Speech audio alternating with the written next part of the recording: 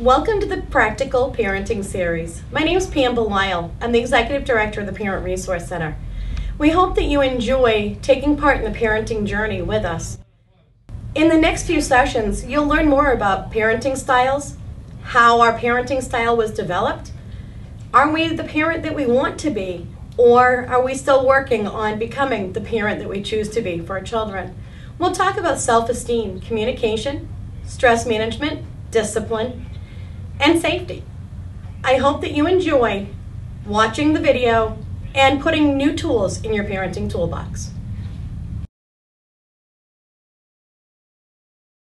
So there are different types of parenting styles, and there are different opinions on what is a good parent. What makes a good parent? What does that look like? What's a good parent? Give me something that describes a good parent. And yes. Being open-minded to learn different things. Open-minded to learn different things. Absolutely. A closed mind never opens. Absolutely. It's like a parachute. A closed mind never opens. Getting involved.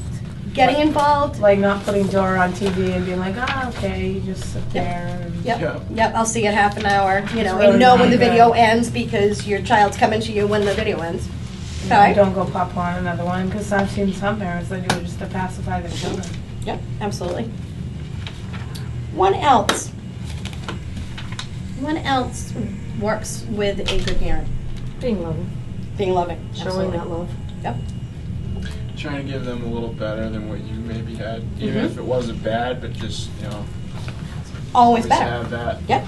Try to do better, I guess. I don't really know how to explain it. Yep. But it can be better. And, you know, we always have better. Our good isn't perfect. We can always strive for more, even if we are a good parent. And that's something that's important to remember, that there are people who may think they're perfect parents, but truly there's no such thing as a perfect parent. They do not exist. Everybody makes mistakes. It's trial and error. Every child is completely different. You can have 2 children or 20, and all of their personalities are going to be different. And how we need to parent them is going to be different based on our circumstances of life at the time, their ages, their genders, what have we given them for tools, or have we been the one filling their toolbox? If they've not lived with us, we may not be the person who's filled their toolbox. So we need to be able to look at that with an open mind to say, okay, this is the rules at my house, and this is the rules at your other home, and find that balance. And it's not easy. There are no directions that came with our children. That's the bottom line. There were no directions included. It's we learn as we go, or we take from what we were taught ourselves. So some of the things that come into play when we are looking at our frame of reference of how we became the parent that we are today sometimes includes who did we grow up with? Who did we live with when we were growing up? Some of us will have grown up with a mom and a dad. Some of us may have had a step-parent as well. Some of us may have moved from one home to another. Some people were raised with a surrogate parent, whether that be a foster parent or an aunt or an uncle or a nanny and grandpa. I personally was fortunate enough, I had it all. I had a daddy that made me. I have a daddy who made me. I have a daddy who brought me up. I had support from my nan and my gram. And I was able to have the best of all worlds. I had no biological siblings, but my stepmom gave me 7 siblings, which was really cool. So I kind of had that mixed bag. I had all of the elements, had my siblings when I wanted. I was a single kid, the only child when I chose to be, but I could be part of a large family too. So I was very fortunate. Did I grow up with money? Nope. I had a lot of love, but we didn't have a whole lot of pennies to rub together. But that's okay. And we made it through. Some people will have happy memories of qualities or words or phrases that may describe your mother or your father figure. Some of you may have kept some of those words or phrases to work with your own children. Anybody have any positive words or phrases that they learned from their mom and dad that they now share with their children? I love you. I love you. That's always a good start. That's a great start. Typically, unfortunately, but typically, if I asked you the opposite of that question, do you remember words or phrases from growing up that you left behind and do not want to share with your children?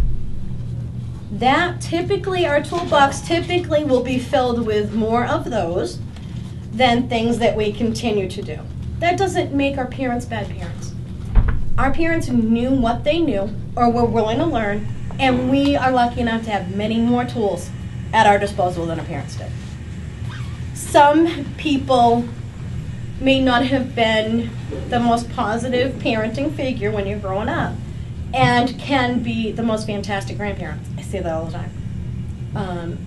And some don't. Some people make changes and some people do not.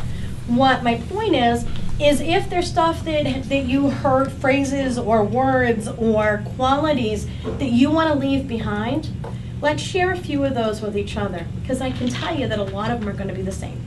A lot of us, because we're maybe in levels of generations here in our ages, but I think we might span from 20 to 40. So we've got a nice range, but I can tell you that a lot of the tools a lot of those qualities or phrases we want to leave behind, or some of the positive tools that we're bringing with us, they're all going to pretty much be the same. I will start that with, if you cry, I will give you something to cry for. Did anybody else hear that one? Yeah. Yep. And do I want to leave that one behind? Absolutely. And have I? Yes, gratefully I have. So there's an example. Anybody else have one that they want to share, that a word or a phrase that you may have heard that you want to leave behind and you don't want to share with your children? Stupid. Stupid. Okay. So at some point, Why can't you be more like your brother or sister? okay. Okay, so at some point we may have heard some negative things. We may have had name calling. Maybe went past stupid. Maybe you were other things. There was a comparison going on to the chosen child versus, maybe the more outgoing child, not the problem child. There are no such things as bad kids. There are negative behaviors. There are no such thing as bad kids. Anybody else? Physical abuse. Okay. So loud voices and hands on when somebody was losing their cool. Okay. That's definitely a quality that we want to try to leave in the past. Anybody Wait else? till your father gets home. Wait till your Yeah. father gets home. Oh, yeah. That one. Yep, that's a great one. Yep. Arguing. Yelling, arguing. So loud. Communicating with loud voice or maybe with our hands. That's stuff that we want to leave behind. Yeah. It's not always easy to leave that behind though. Shouting, It's not. Nope. Just shouting. It's Difficult. not easy. And it's something we have to be mindful of every day. Oh yeah, tell me about that. Absolutely. And that makes us nothing more than human. I've learned walking away works. Absolutely. We need to. We need to, because we're human. And that's when we talk about not being perfect. No one is perfect. That's when we need to be able to take that break and say, okay, I'm done. I need a few minutes. You need a few minutes. And we need to take that break away from each other. Except for when they're like 2.5, you can't really do that You can. because I'm the only one there with them. But it's giving, as we go along, we'll give some tools how to redirect and use those words to say, Mama needs a break right now. And you stick to it. Let them have not punishment, but let them have a place to be able to play. You go take a few minutes. Place. Yep. Even if they're little babies or they're toddlers or preschoolers, they become busy. And then they're mobile, so they can get you. You can't kind of, when they're little babies and you need a break, you can put them in their swing, in their crib, someplace safe, and take a few minutes for you. When they're mobile, they chase you. When you're trying to get to your 5 minutes of you time, they're like, whoa, where'd you come from? And they go with you. It's tough stuff. I know. Like bubble gum. Stick on you. Like bubble gum, they stick on you. Absolutely. So let's go back to what are some positive? What are some positive traits that we brought with us? I brought with me We may not have a whole lot of money, but as long as we've got plenty of love, we're going to be okay. That's something that I brought with me. So true. Absolutely. So true. Yes. What doesn't kill you makes you stronger. Sure does. And if it makes you stronger, you can succeed at anything. Yep. Absolutely. There's always another day. There's always another day. Do unto others as you've had them do unto you. And follow it. Follow the golden rule consistently. Do unto others as we'd want done to us. And that's the golden rule. And we're not perfect. We're not perfect human beings. But if we can be mindful to strive to do that on a daily basis. I'm one of the most fortunate people in the world. I get to go to work every day and make the difference in the life of a person, whether that be a child or be a parent or both. And that doesn't mean that every day is perfect and smiley, rosy, but I get to make a difference. And not everybody gets to have that opportunity. I'm very lucky. But I'm also mindful of how lucky I am, that I get to work in an environment where I get to make a difference. So that's something that I was taught as well, is that that golden rule, do unto others as we'd have done to us.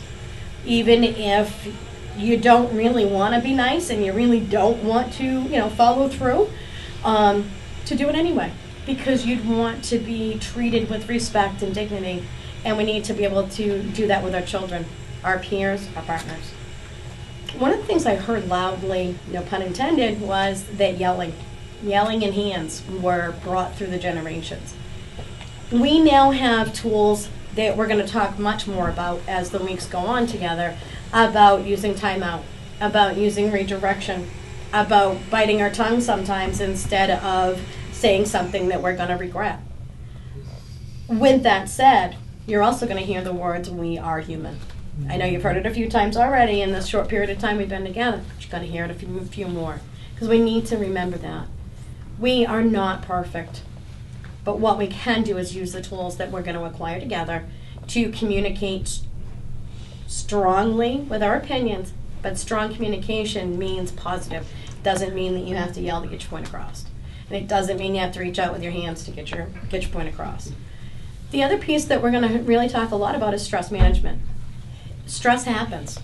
Life is stressful, period.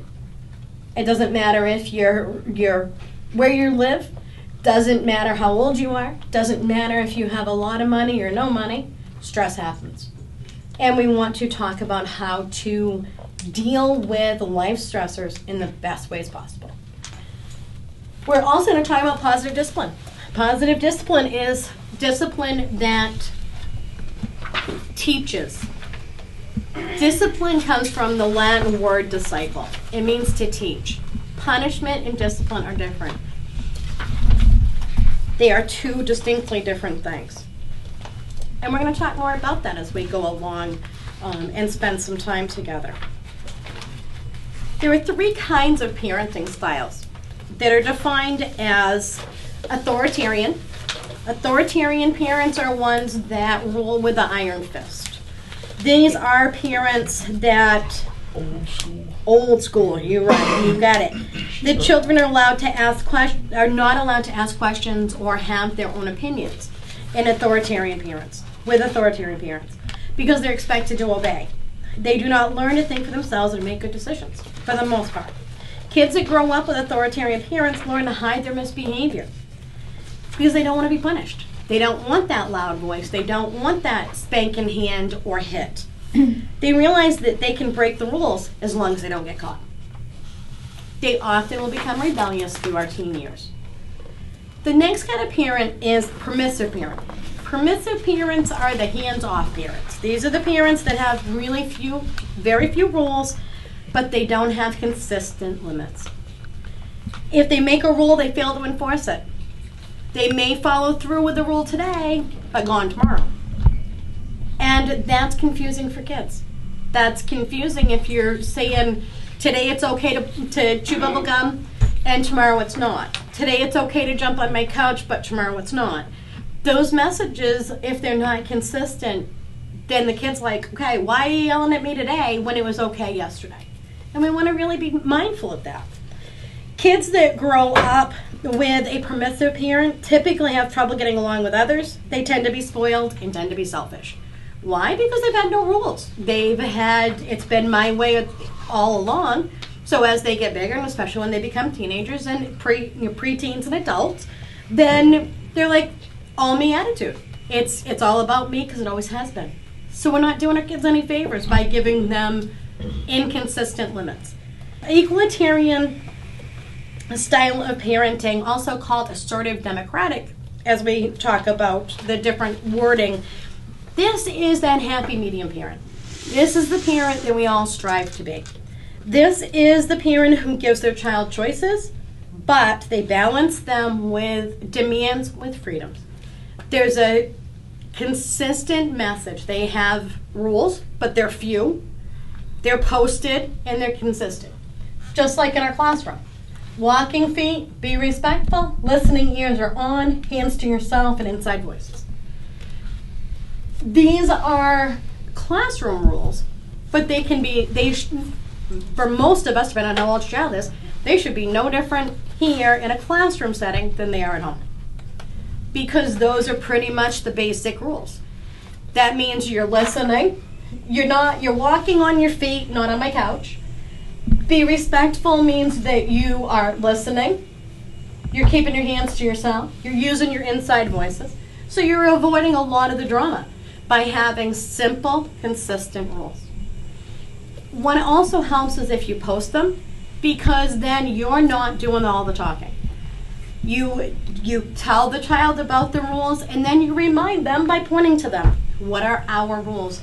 And you'll notice that these are the pre-K rules. When we talk about rules when you hear them from me, you'll hear family rules, which means that if you live in that household and you are a part of that family, whether you're dad, stepdad, mama, biological mama, stepmama, doesn't matter. If you are an immediate part of that, in that immediate family, we all follow the same rules. If we want our children to use their inside voices, which means no yelling, then you screaming at them for 20 minutes and wondering why they're talking back to you and they're yelling back, well, guess what? You created the problem. Now you need to be able to deal with it. That's what happens in a household. So if we're all following the same rules, can I picture that, you're going to stand up, you're going to stand on the couch and jump on the couch. Can I picture that? No, I'm not going to picture that. Would a 2-year-old? Yeah, of course. But if we look at, it sounds like fun sometimes, when you're watching kids jumping on the bed, I'm like, I want to play too. And it's cool to play. But once we get bigger, we'll break it and easier than they will. You'll hit your head on the ceiling too. That's right. That's right. So what we want to do is remember that if our rules are simple and they are listening ears and inside voices, that means I need to listen when my partner wants to talk to me, when my child is trying to talk to me. Put down the phone. Stop typing. Stop texting. Stop emailing. If your child needs to talk to you and has something to say, put the outside world away and take that break to be able to talk to them. Well, except for when it's something silly and you're like talking to your parents in like another state. Like, can I have an eraser or Right. you know what I mean? Because some kids, they pull that on purpose. Some kids do, absolutely. And some children will not need you until you pick up that phone.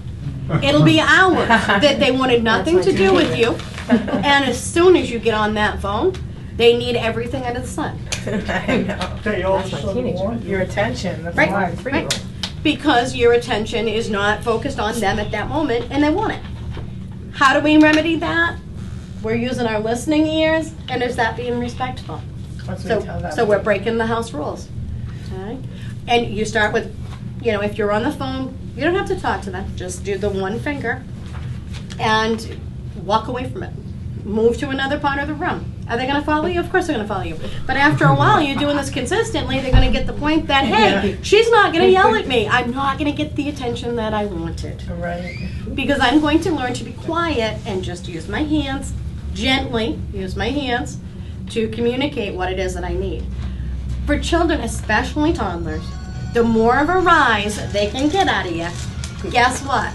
They get it out of you, and you're going to see the behavior again. And you're going to see it again, and again, and again. Why? It I worked. like it. It worked. Yeah. If you give the opportunity for a negative behavior to make a reaction from you, you're going to see it more. Uh-huh. So try to simplify. And I'm not going to say these are simple things. I'm going to say I want you to try to take some of the suggestions that we talk about together and try them. Equalitarian or assertive democratic parents, their children, they have simple rules and reasonable consequences for children. When the rules are broken, these parents spend time discussing with the children the reason for the rules. Not because I'm the mother, because I'm the father, because I said so. It's because we're a family, and we want our family to run smoothly. That's why we have rules.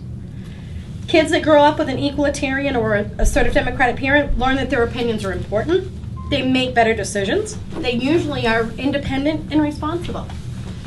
With that said, they also are human beings and will have opportunities where they may step back a little bit. And you may think that they have lost every lick of common sense they have. Typically that happens about the age of 12 when we get into that preteen phase where they know everything and you know very little. If we've used this is their opinion, if we've used our parenting skills consistently, it will lessen the burden and you will not become a yeller when your child turns to that preteen. All of a sudden you just have become a yeller. Sounds like my mom. My 8-year-old sounds like what you just said about a preteen. Really? Needing to know everything and Yep. Yep, with a little bit of attitude and getting the hands on the hips. Yep, been there. Yep, seen that before. We're going to talk a little bit about our rights as parents. As parents, you have the right to accept that parenthood is not a naturally inherent trait. We were not born in the wild. We are not born with instincts to be a fantastic parent. We have instincts to be protective, yes. But that doesn't mean that because you are a mom, or because you have given birth, or because you have made a child, that you instinctively know how to be a parent. It's not the truth. The truth is we learn to be a parent. We are born, and in that process, we both, the child and yourself, grow individually and together. You have the right to strive to be the best parent you can possibly be. Doesn't say anything about perfection there. You have the right to be in charge and to take control in your home. How you take that control is what can make you a very positive parent or a not so positive parent, is how you put control within your home environment. You have the right to make wise choices and decisions for your child until your child is old enough and mature enough to make them. That's our job. It's our job to choose better, to make wise choices and choose better for our children. You have the right to privacy each day so that you can regroup and come back to your child even better than you were before. Yes, you do have the right to go potty by yourself and to have a shower. Your toddler may not agree. Some of us, our teens or preteens, may not agree, but you do have that right as a parent. My mother did. You have the right to enjoy life, to find something in this world that is rewarding and important to you. Something that gives you a sense of self-esteem, be it work or other activities, as long as you attempt to provide the best possible care for your child when you cannot be with them. You have the right to be respected and loved by your child. You have the right to express your needs to your child. You have the right to accept yourself as a person with needs for love, acceptance, approval, self-respect, self-esteem, happiness, peace, and caring. You have the right to have a kind, loving, and happy family. Now, on the flip side, our children have rights as well. They have the right to be children. For me, there's a long list of rights that I want to share with you. For me, that's the most important one. It sounds really cliche. Let them be little. They're only little for a while. They have the right to have fun. They have the right to have feelings and ideas and to express them. The right to ask for what they need. The right to some secrets, only safe. Only secrets are ones that can be safe. That means more privacy than truly the word secret. The right to say no. The right to make certain choices. the right to feel safe, the right to be respected. And when we talk about respect from old school perspective, to be respected, you were respected because you were old. If you were older, you were to respect your elders. We've learned through the years that that's not always the case. Because you're bigger, you're taller, you're older, does not make you right. And it does not make a child immediately have to respect you because of those reasons. Respect is earned, and it's learned. We'll talk more about that as we go along in this class together. Children have the right to be accepted for who they are, to be nurtured and cared for, to have a support system, including peers and supportive adults, the right to know that they have limits and what those limits are, the right to rewards and consequences, the right to be protected from abuse or neglect, the right to be believed, the right to a relationship with both of their parents, the right to be protected from knowledge beyond their years. Sometimes we will fall into a trap where we allow our children to hear things that is really adult content. And I don't think we do it on purpose. I think for many of us, we have a small home, we have a small environment, but we really want to be mindful of what are our children hearing and what are they repeating. The right not to worry about grown-up stuff. That's important. We all have stuff that happens in our lives, but our children should not be in the middle of it, and they certainly shouldn't be worried about what we have to handle because we're the adults. They have the right to be happy. The other thing I want you to understand, though, is if your childhood was not a place of happiness, it is never, ever too late to have a happy childhood.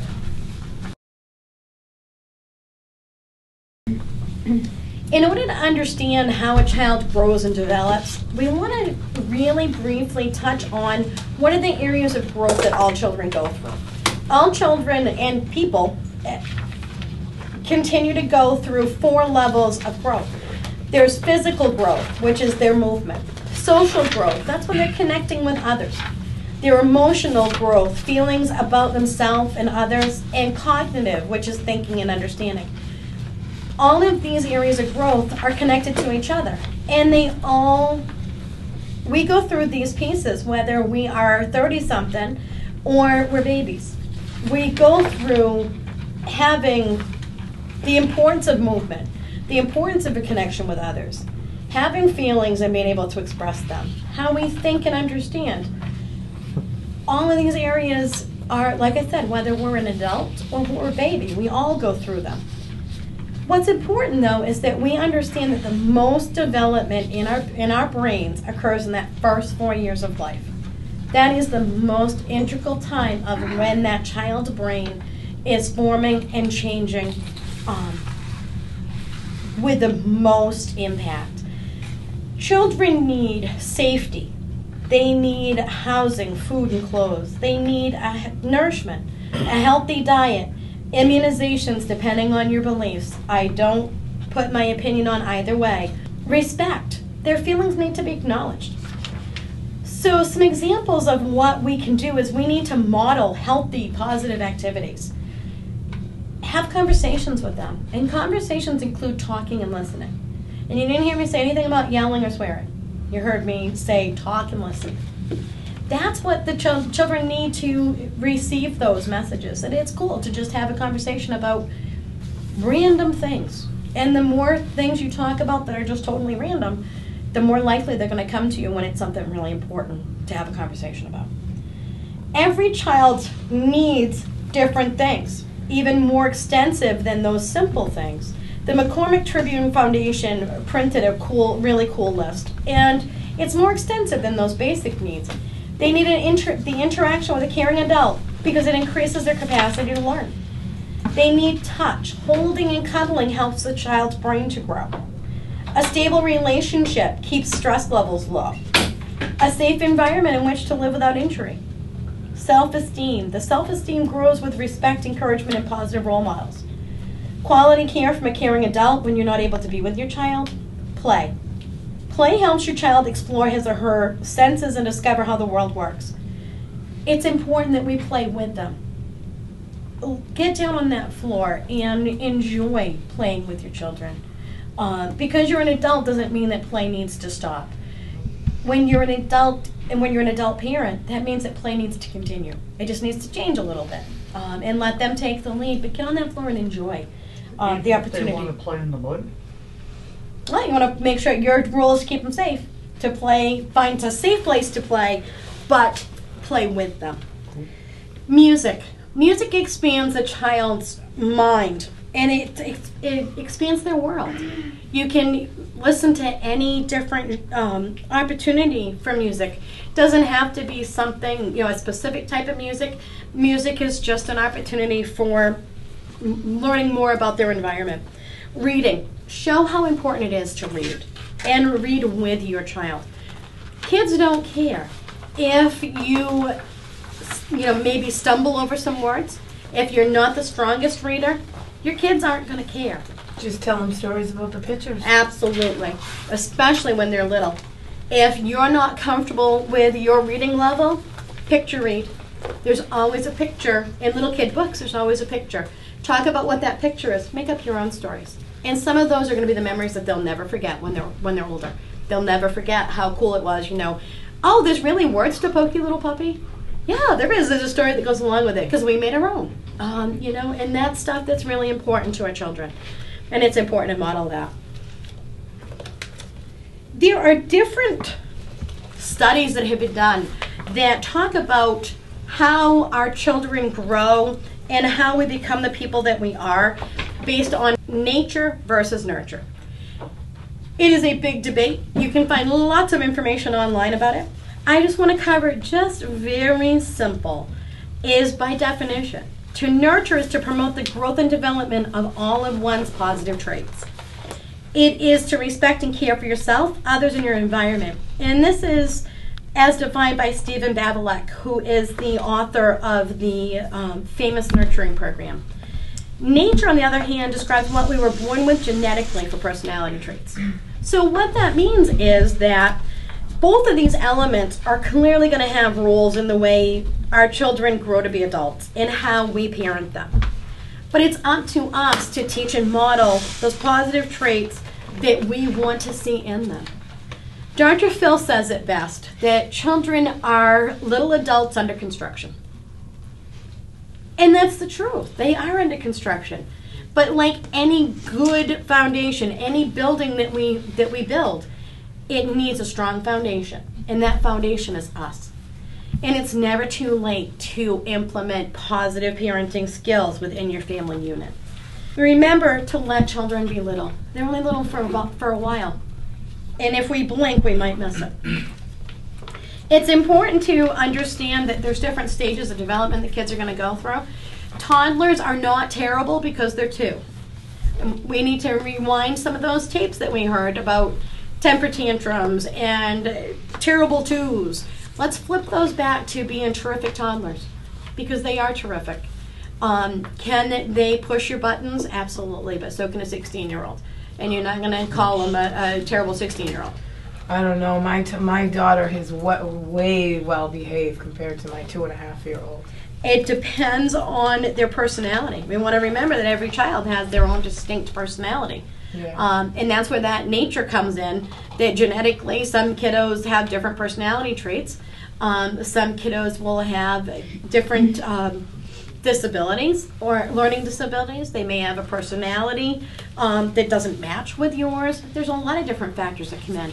But if we are consistent with very simple, straightforward rules, it will make our job as a parent much easier and make it more manageable and a happier childhood for our children.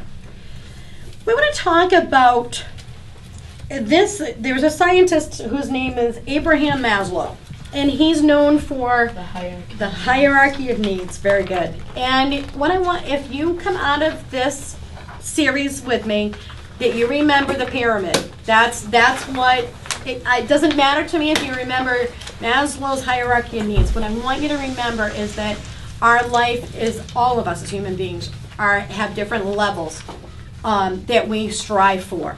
And I like to use Maslow because I like his pyramid. It gives, just like I said, a good house has a strong foundation. the pyramid of life gives us different needs that we all have. And we need them to be met before we can reach the next level of our lives.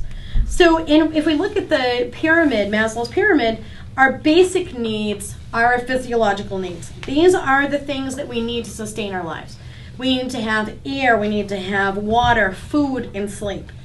If our basic needs aren't met, when they're not satisfied, we may feel sick. We may become irritable. We may be in pain or uncomfortable because our basic needs aren't being met. That's like, for example, some of you don't have to imagine this real far. When your baby cries, your baby's crying because they have certain needs. Sometimes it's just to vocalize, and there's absolutely nothing wrong with them except for they just want to make noise. But once you've checked for those normal reasons for crying, whether they're too hot, they're too cold, have they been fed, are they uncomfortable, then it's okay to just let them have their voice, put them in a safe place, and let them have their voice for a while. We have feelings that motivate us to make a change. This is whether, like I said, whether we're babies or we're 30-something. We need to have those feelings satisfied before we can move on to other things within our lives. I know if I'm hungry or I haven't had enough sleep, I become crabby. And I am 30-something. And I know that I can be a total crab if I'm hungry or tired. So once we meet those basic needs, we can then go on up through some other needs and work our way up through Maslow's pyramid. Safety needs is the next level. Once we've been able to have enough sleep, we've had our basic needs met with our sleep, our food, our air, our water, we're feeling okay within ourselves, then we need to feel safe within our skin as well as within our environment. And some people do not feel safe and do not feel like this need is met. Sometimes there are threats of physical or emotional harm. They don't feel secure within their home environment. If a family is dysfunctional or in an abusive relationship, for instance, the victimized partner cannot move to the next level of their lives because they're in constant fear for their physical safety. So we can't feel our next needs, which are our social needs, until we can feel safe within our own environment. Sometimes it's feeling safe within our own skin, making sure that our emotions are in check. Sometimes we need to look to our doctor or to a counselor to be able to help us to hop over those hurdles, to be able to feel comfortable within our own environment. Sometimes we're the one that's not making the family environment feel safe. And if you are the person that is, showing physical or emotional harm to your partner or to your family, please reach out, because there are lots of professionals that can help to get over that next plateau and allow you to get those needs met for all of you to feel safe. The next level in Maslow's pyramid is what he describes as social needs. This is where we interact with others, where we include belonging to a group of people, belonging to friendship, partnership. It's where you give and receive love. But if you don't feel safe, the odds of you joining a group or reaching out to be a friend with someone else and go out socially are very limited. We then have our esteem needs. Our esteem needs is when we feel like we belong. We belong to something, to someone, to some area. The urge to attain importance comes from that belonging. There are two types of esteem: the self-esteem, which results from the competence or mastery of a task, and the second is the attention and recognition that comes from others. This is where praising little people for a job well done comes in. Doing those high fives and, good job, buddy, and not making it false, but making it positive. When they've done something, reinforcing that was a good job. When we look at Maslow's pyramid, children come out, in my opinion, children come into this world with these needs present by nature. Okay? We can nurture them to stay feeling safe. It's up to us to nurture those levels of development. We need to make sure that their personal needs are met, their physiological needs are met, that they feel safe, that they feel loved, that they have connections with others, that we're praising them for a job well done, so that level of esteem is there. Letting them explore within safe boundaries, explore nature, explore their environment, and stop telling them no, no, no, no, no, no, no. We need to be able to make sure that our home environment is safe where they can explore what's going on around them without being told consistently no. Because what will happen is, as children get older, they may start to decrease back down through that pyramid. Our goal is to continue for them to strive to be the happiest, most fulfilled person that they can be. As adults, we sometimes will go up and down our pyramid. The last level of Maslow's pyramid is one that most people will not attain on a consistent basis. On a consistent basis, they will not obtain self-actualization. Self-actualization is the top of the pyramid. This is the place that I describe as Dr. Phil or Oprah. So if we look at self-actualization and we look at Dr. Phil and Oprah, either you like them or you don't. Typically, most people will like one or the other of them. So Oprah came up from the ground with nothing. She has reached and obtained the top of her pyramid. What she does now is she was brought up with a lot of abuse, lack of communication, no money, and she's made it to the top of her pyramid. But what she does and what self-actualization means is she's made it to the top, but she gives back to others. Because she has everything in her life that makes her feel fulfilled, she gives back to others. Some folks can become the top of their game, but not the top of their pyramid in the fact that they may be rich and they may have power and they may have all of these amount of wealth and abilities, but they don't share it with anybody else. Or they share it just for a tax write-off. Oprah absolutely does. Yep, and Dr. Phil's the same way. Dr. Phil is also in that same level. Donald Trump is another example of, he may do it for a tax write-off. Bill Gates may do it for a tax write-off, but they also give back. I hope that you've enjoyed the Practical Parenting series and added some new tools to your parenting toolbox along the way. If you have further questions or want more information about the Practical Parenting series or any of the programs that the Parent Resource Center offers, please visit www.parentresourcecenter.info. I hope you choose to have a great day and enjoy the journey.